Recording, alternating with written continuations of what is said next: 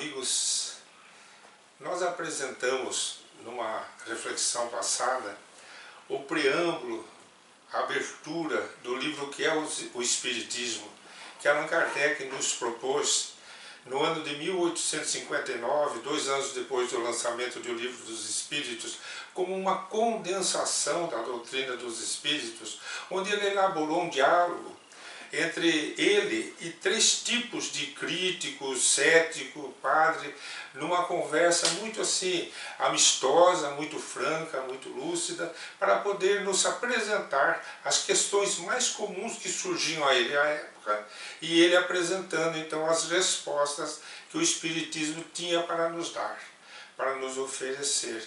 Dentre esses diálogos, um que ele reservou para o cético, que é o segundo diálogo, há uma pergunta muito interessante que ele mesmo coloca, Allan Kardec, como se fosse uma outra personagem, que é sobre o esquecimento do passado. São os questionamentos que então uma pessoa ou as pessoas faziam a ele, Allan Kardec, e ele então vai propor as respostas àquelas questões mais comuns. Então primeiro ele coloca as dúvidas da pessoa nessa personagem que ele criou chamada o cético. E ele diz assim, que o cético chega e diz assim: eu não consigo explicar para mim mesmo como pode o homem aproveitar da experiência adquirida em anteriores existências quando ele não se lembra delas. Desde que lhe falta essa recordação, essa reminiscência, cada existência é para ele qual se for a primeira. Desse modo, vai estar sempre recomeçando. Então, Allan Kardec coloca a dúvida da figura na personalidade de uma pessoa cética. É como se estivesse começando tudo de novo, por não recordar do passado. E continua a dúvida. Suponhamos que cada dia ao despertar nós percamos a memória de tudo quanto fizemos no dia anterior. Quando chegássemos aos 70 anos, nós não estaríamos mais adiantados do que se estivéssemos com 10 anos. Ao passo que, recordando as nossas faltas, as inaptidões, até punições que disso nos provieram, e esforçar-nos-emos por evitá-las. Então o cético, segundo Allan Kardec, ele insiste que a gente deveria lembrar das vidas passadas. E aí ele continua: eu não compreendo como este poderia aproveitar as lições de uma 4ª série se ele não se lembrasse do que aprendeu nas séries anteriores. Essa solução de continuidade, que é uma interrupção, né, na vida do espírito, interrompe todas as relações e fazem dele, de alguma sorte, uma entidade nova. Então cada reencarnação é como se ele fosse uma outra pessoa. E insiste então o cético dizendo assim: do que poderemos concluir que os nossos pensamentos morrem com cada uma das nossas existências para renascer em outra sem a consciência do que nós fomos. Então é assim que vem a dúvida e conclui: é como se fosse uma espécie de um aniquilamento da existência anterior.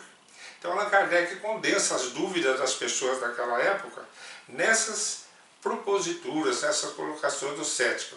E aí ele começa então a colocação como agora um espírita, né, orientado pelos espíritos superiores e já com o Livro dos Espíritos e todos os ensinamentos que ele havia recebido. E diz assim: todas as objeções que apresentais são naturais em quem ainda nada conhece, mas que mediante estudo sério pode encontrar-lhes respostas muito mais explícitas do que as que eu posso dar numa sumária explicação, que por certo deve sempre ir provocando novas questões.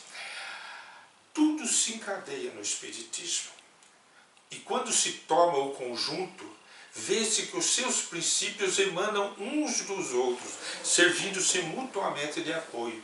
E então, o que parecia uma anomalia contrária à justiça, à sabedoria de Deus, se torna natural e vem confirmar essa justiça e essa sabedoria. Tal é o problema do esquecimento do passado, que se prende a outras questões de não menor importância.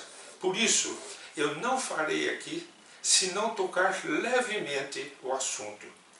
Se em cada uma de suas existências um véu esconde o passado do espírito, ele com isso nada perde das suas aquisições, apenas esquece o modo como as conquistou.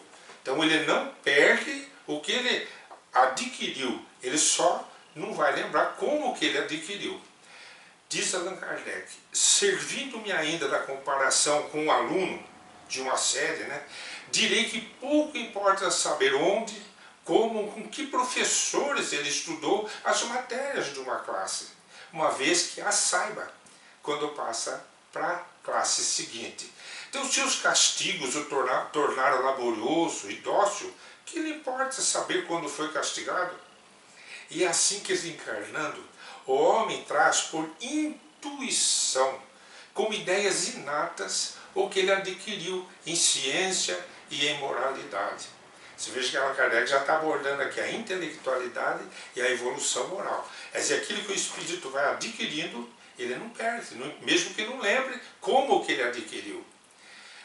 Diz Allan Kardec, digo imoralidade, porque se no curso de uma existência ele se melhorou, se soube tirar proveito das lições da experiência, ele vai se tornar melhor quando voltar. O seu espírito amadurecido na escola do sofrimento e do trabalho terá mais firmeza. E é o que a gente vê. Quando a gente vê o espírito, ele vem com uma personalidade bem formada. Onde que ele adquiriu aquilo? Por mais que ele não lembre, foram em outras existências. Longe de ter de recomeçar tudo, quer dizer, ele não está começando de novo do zero.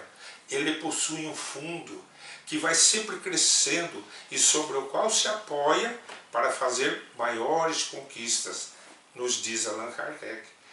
E continua, a segunda parte da vossa objeção, relativa ao aniquilamento do pensamento, não tem base mais segura, porque esse esquecimento da vida pretérita só se dá durante a vida corporal. Uma vez terminada ela, o espírito recobra a lembrança do seu passado.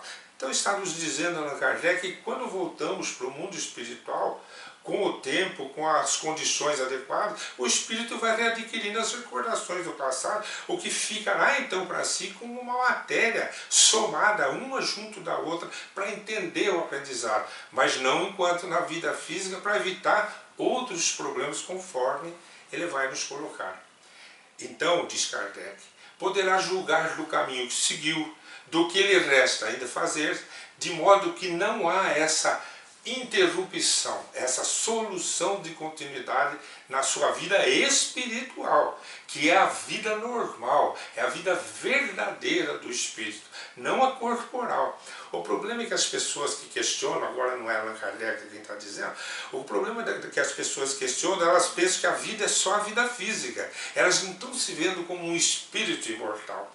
E Allan Kardec está apresentando a visão espírita, que o espírito imortal, ele tem todas as informações, mas não se lembra enquanto está encarnado por motivos que ele está aqui analisando. E diz assim, esse esquecimento temporário é um benefício da providência. A experiência só se adquire muitas vezes por provas rudes, terríveis e expiações, e cuja recordação seria muito penosa. Viria a aumentar as angústias e tribulações da vida presente.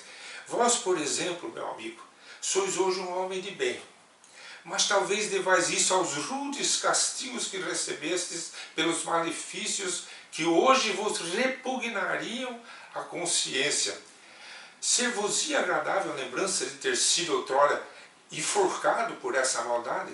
Não vos perseguiria a vergonha de saber que o mundo não ignorava o mal que tinhais feito? Então aqui neste momento da colocação de Kardec eu me recordei de uma entrevista que o espírito Humberto de Campos nos apresenta no livro Crônicas do Além-Túmulo, através da psicografia do Chico, onde ele narra ter entrevistado Judas. E Judas fala das suas reencarnações, dos seus sofrimentos, dos seus remorsos, que se encerram no século XV. E fica muito claro nessa colocação de Humberto de Campos que a última encarnação de Judas na Terra teria sido a de Joana d'Arc. Então, dentro desse raciocínio de Allan Kardec, nós perguntamos, Como seria se Joana d'Arc, cumprindo todo aquele papel da unificação da França, de levar ou trazer o Papa ali para ser o Papa da Europa, se ela lembrasse que ela é Judas e todo mundo soubesse que ela foi Judas, ela não daria conta dessa tarefa. Então o esquecimento enquanto encarnada é uma bênção, disse Allan Kardec, da providência. Nós vamos tentar apresentar a vocês este caso numa outra reflexão, apresentar essa narrativa de Humberto de Campos, se for possível.